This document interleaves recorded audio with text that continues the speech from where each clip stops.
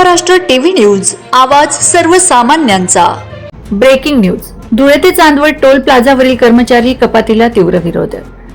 राष्ट्रीय राजमार्गावरील प्राधिकरण NH3 वरील धुळे चांदवड दरम्यान अवधान प्लाझावरील ISTPL कंपनीच्या वतीने गेल्या 15 वर्षापासून पेट्रोलियम व मेंटेनन्स डिपार्टमेंट काम पाहत आहे। पुढील महिन्यापासून त्याप्रमाणे 70 कर्मचारी त्यांची कपात करण्यात येणार। गेल्या 15 वर्षापासून टोल प्लाझावरील कार्यरत असलेल्या कर्मचाऱ्यांवर बेरोजगारांचे प्रश्न उपस्थित असून त्यामुळे त्या कर्मचारी कुटुंबियांवर उपासमारीची वेळ येणार आहे। सध्या नवीन नियमावली व फास्ट ट्रॅक धुळे टोल प्लाझावरील कर्मचारी कपातीच्या निर्णयाला विरोध करीत कर्मचारी जिल्हाधिकारी कार्यालयावरील विरोध दर्शविले। तसेच येणाऱ्या काळात त्यांच्यावर अन्याय झाल्यास तीव्र आंदोलन छेडण्याचे इशारे देखील त्यांनी दिले आहेत। Vande Maharashtra TV media, Sachin Borse, Dhule.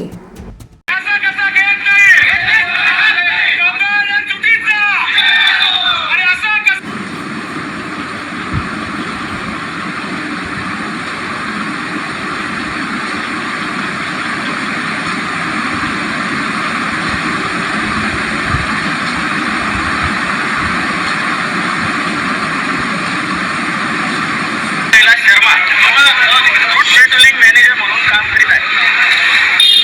ज्या भारतीय राष्ट्रीय महामार्गाने जी आता निविदा नवीन काढली आहे, सर्व कर्मचाऱ्यांच्या काढलेली नाही।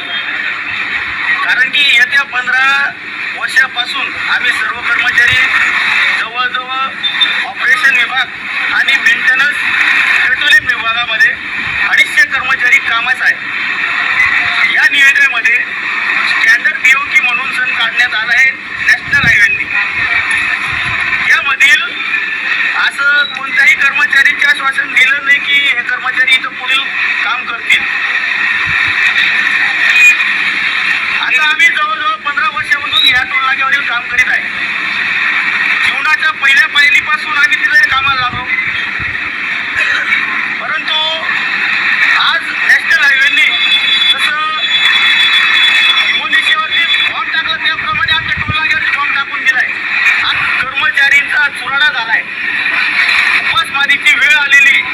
या उपासमारीच्या वेळेस आता आम्हाला न्याय मिळाला हवा। माझं नाव चेतन नंदिनी धोळे। आम्ही 200 ते 250 कर्मचारी गेल्या 16 वर्षापासून धुळे टोल प्लाझा इथे कार्यरत आहोत। आज अचानक दरवर्षी 2 वर्षांनी टेंडर बदलत राहते, पण आज अचानक टेंडर बदललं। टेंडरमध्ये असा बदलाव करण्यात आला की तुमचे 200 ते 250 त्या कर्मचाऱ्यांमधून डायरेक्ट तुम्हाला अर्धे ठेवण्यात येईल।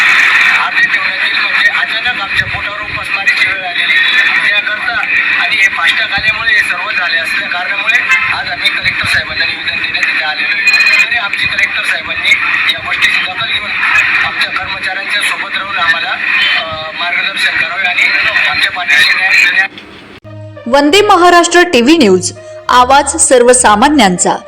अशाच नवनवीन बातम्या पाहण्यासाठी आमच्या चॅनलला सबस्क्राईब करा, बेल आयकॉनला क्लिक करा।